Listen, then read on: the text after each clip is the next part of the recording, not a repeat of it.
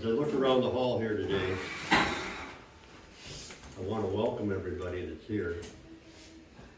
This is truly in my lifetime, has truly been a place to come together with the community in times of grief, in times of great sorrow, and in times of great happiness.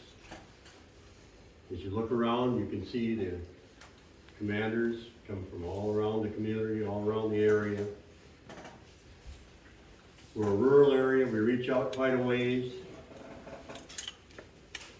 You can see on the wall back there, this community has given a lot for freedom, for the right to live as we live, and to be free.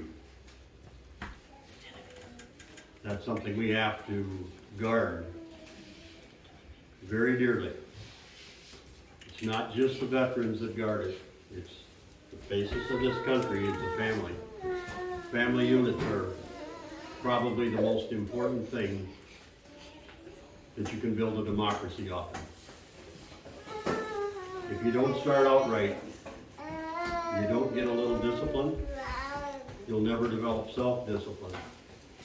You'll never develop unselfishness or a giving feeling toward fellow man. And this is something that we have to really, really work on. There are so many distractions, I'll call them, now that are being made by entertainment and big money in this country that's drawing away from people's self-worth. They want you to say, I've seen this 3 times and I want it. If there's a new piece of plastic and you've got kids watching TV, by the time the show's over they say, I wonder where we could find that.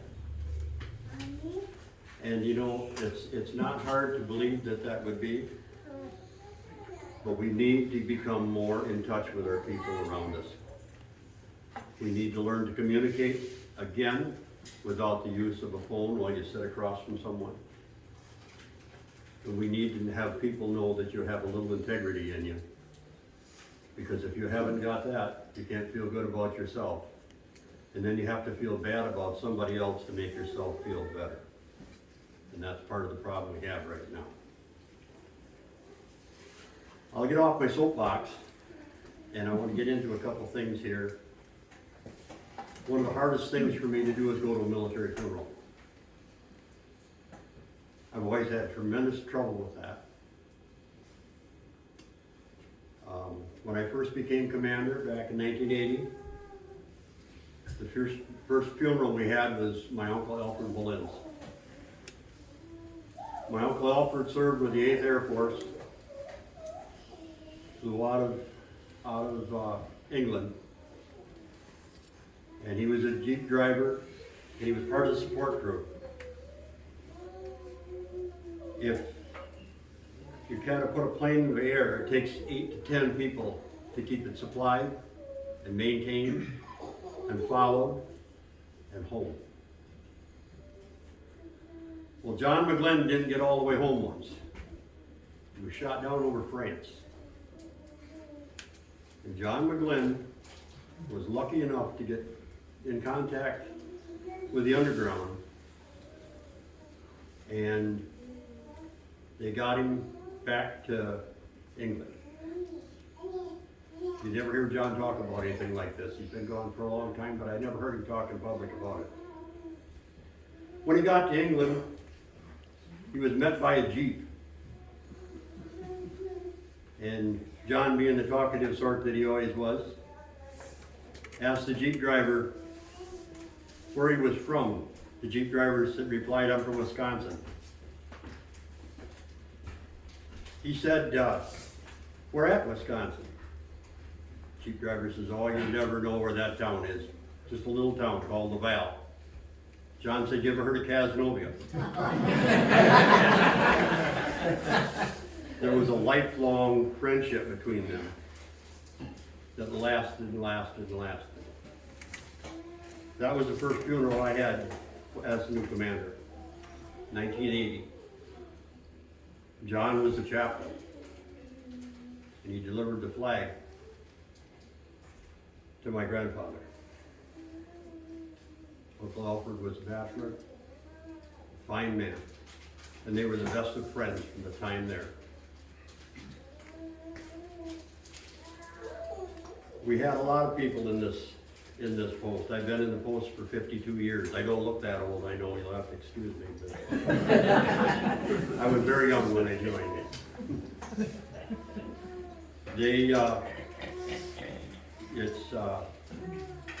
It's a good organization, the Legion is.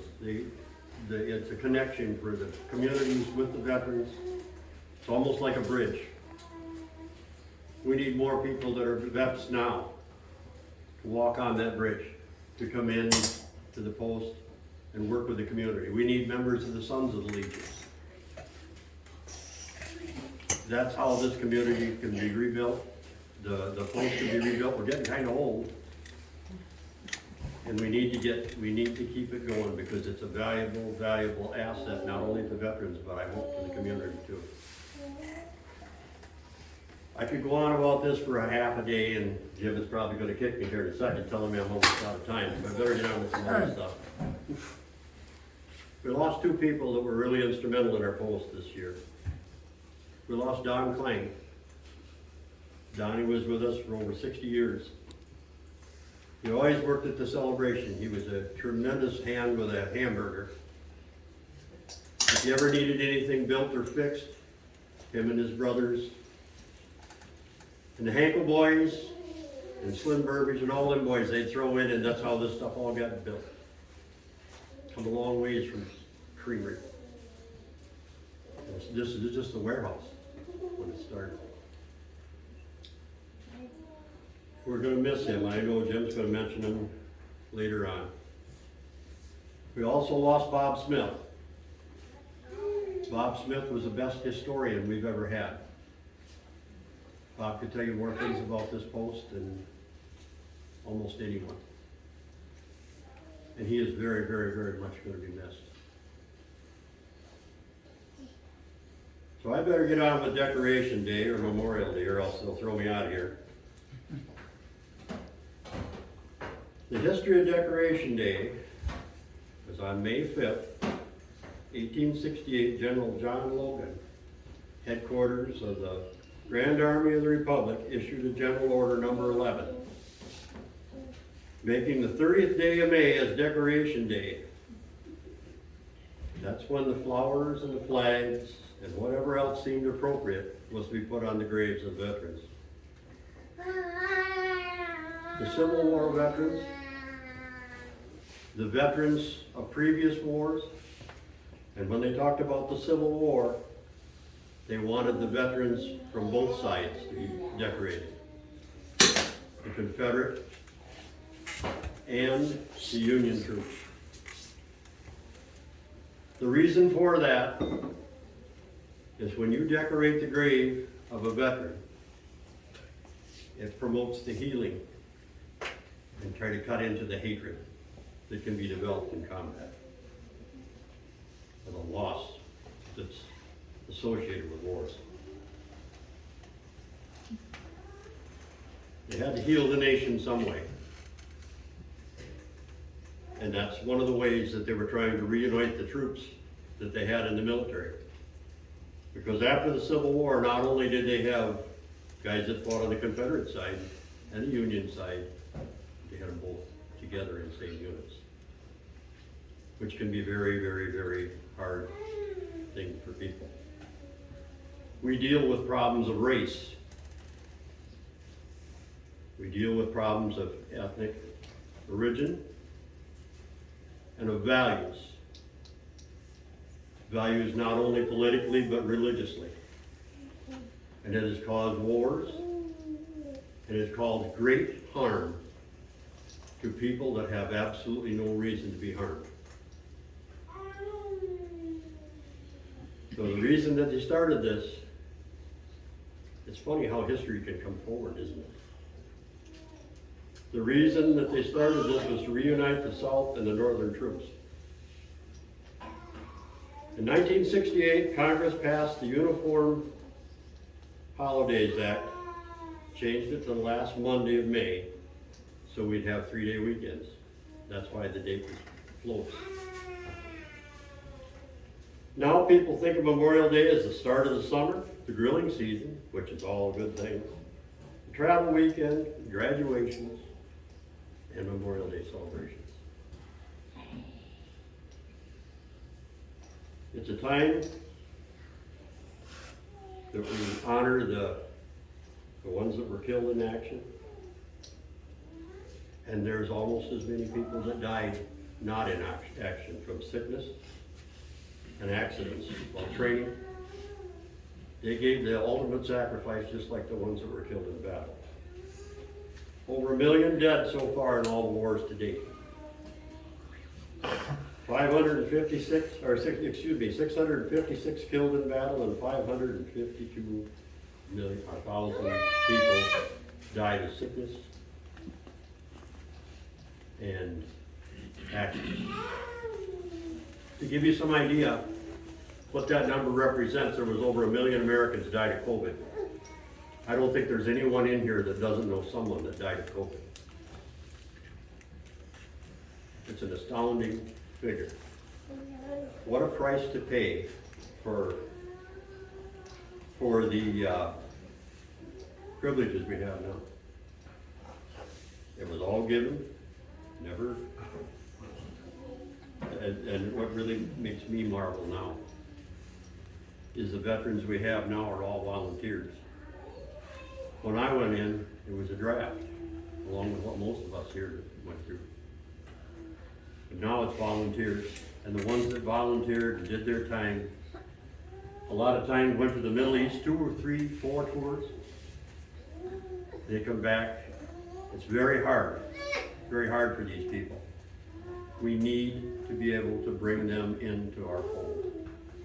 The support that we got when we come back was astronomical in this community and from this post. And part of our goals for this year is to bring these people in,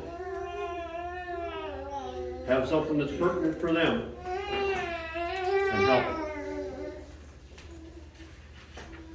6 more pages, don't worry about a thing.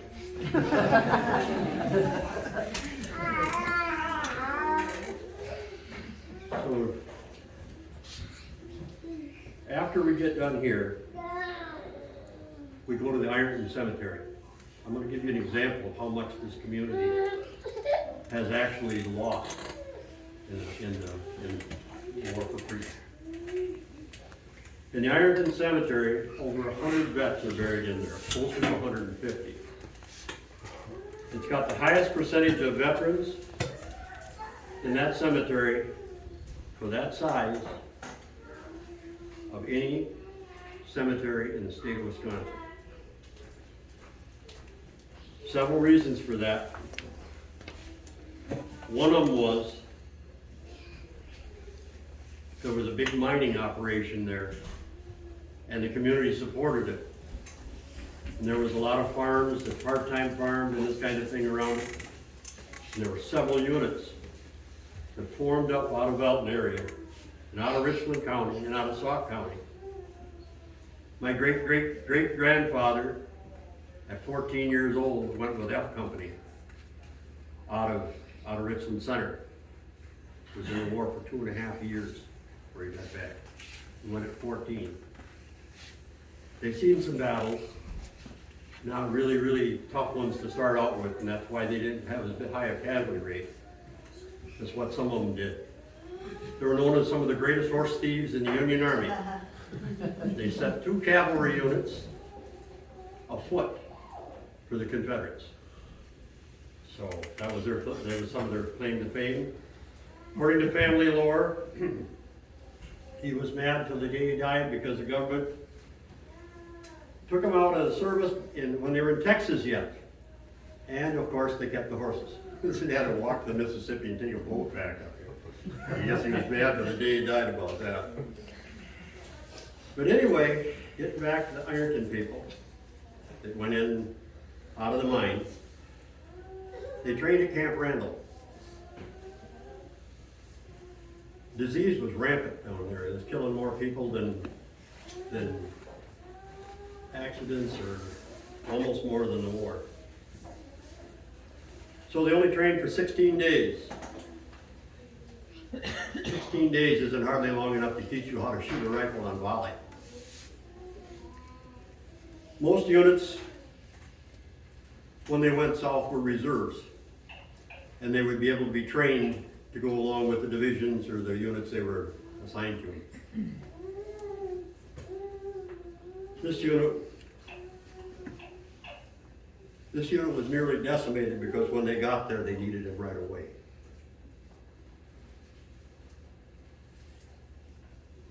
The toll was terrible. They say they brought him up by train, and they brought him up on wagons. The survivors ended up with what they called the Iron Brigade. Very famous Wisconsin, Minnesota, Michigan area brigade. At Gettysburg, we seen the Gettysburg Address. You heard that? At Gettysburg on the first day, the Iron Brigade was what stood between the Confederate troops and the high ground. And it was a race for the high ground to get your artillery and everything in. They paid a terrible price for that first day at Gettysburg. And that's why we have so many flags in Ironton. If you get a chance to walk through that cemetery sometime, you can almost feel it. Dear friends are in there mine. Mike Cummings was buried down there. He's a member of our post. He probably did as much or more for me to keep me from the PTSD and stuff we all suffered from. He was instrumental in my recovery. So, how much time we got left, Jim? A couple minutes? I've got a... I can always delete on the tail end. They're used to me doing this. I'm sorry, I can't help it. I can't keep from yelling sometimes. We're going to dedicate a article that was written about one of our Gold Star families. I would like to have Carol Bulin and Bill Dre come up and take this. And if I could ask Lenny Dialogue to hang it for us, please.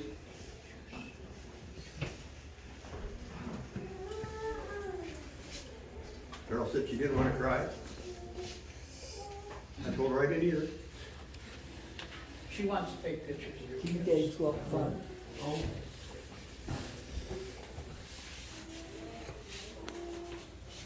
Back some.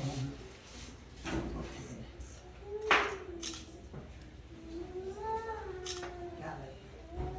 You got a few more taking pictures.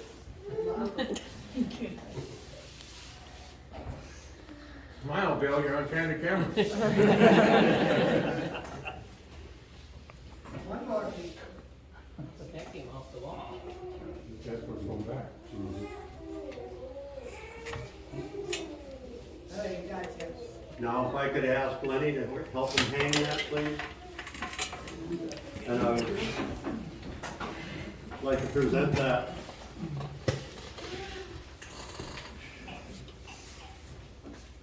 to our post commander, Wayne Morris. And if you wanted to accept that for the post. He was my brother-in-law. Post 491 gladly accepts that in honor of Mr. Gray. It was built in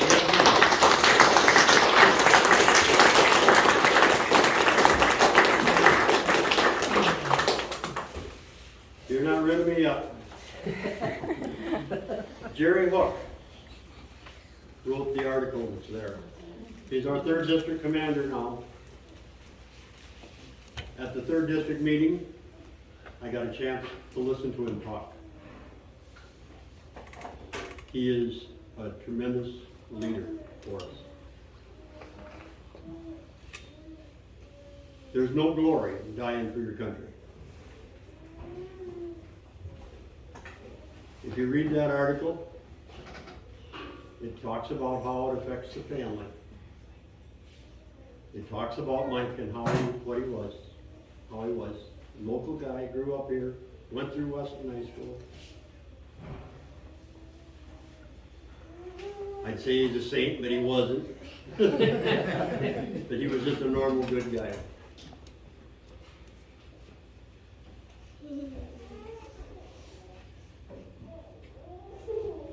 He fought with the 199th Light Infantry. He was a machine gunner. He got malaria, and he'd been in the field a lot, and he was getting short. And so they moved him to the mortar platoon because machine gunners had a tendency to get killed.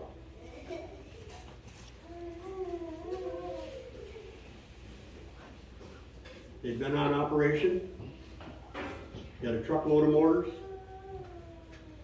shells. It was dark when they come back in. They didn't get it unloaded. When they unloaded it the next day, the ammo truck blew up. 13 men were killed, multiple wounded. And Mike was one of them.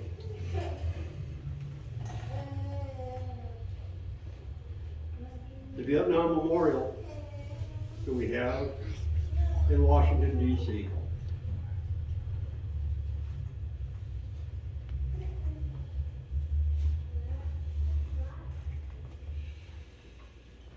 The Vietnam Memorial we have in Washington, D.C. Part of the people that put that together were from Mike's unit. There's a book called To Heal the Nation. I recommend that to be a read for anybody. Looks like a big, thick book. Looks like a little note, and it's just a piece of history. Why would you want to read that? It's a thick book, all right. Because it tells the story of how it was all put together. All the people that got together, it was dedicated enough to make these federal memorials work. Excuse me. The reason the book's so thick is because there's 68,000 names in that book. 2/3 of the book is the names of the dead. I've never been to the memorial myself. In Medford, they had one of the traveling memorials. There's a lot of them out. You get a chance to go see one, very, very, very, very touching. We went there in the early morning, and we found Mike's name on the book. He'll be listed as Terrence Michael Gray. Found his name. We were up in Medford, and I walked down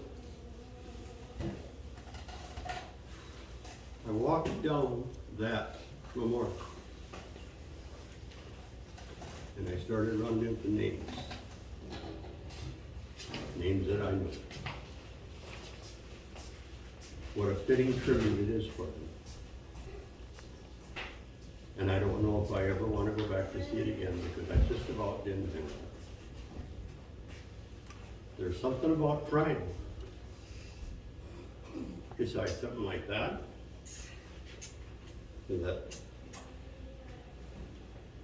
can humble a person and bring you to the realization of what really was given and how lucky we are to have this nation.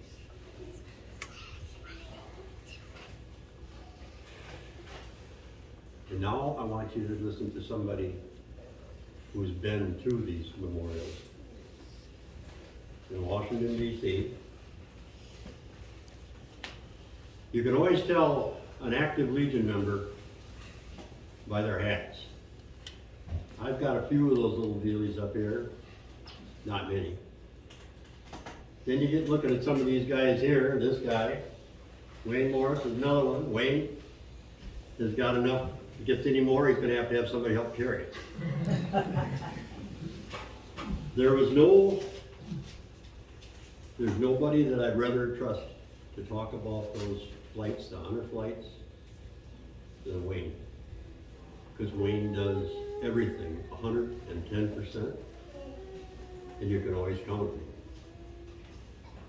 If he thinks he's got pressure on him coming up to talk now, I had to follow Abe Lincoln, so don't feel so bad. I'd like to introduce Wayne to finish out the rest of the service, and then we'll go to Jim. Thank you.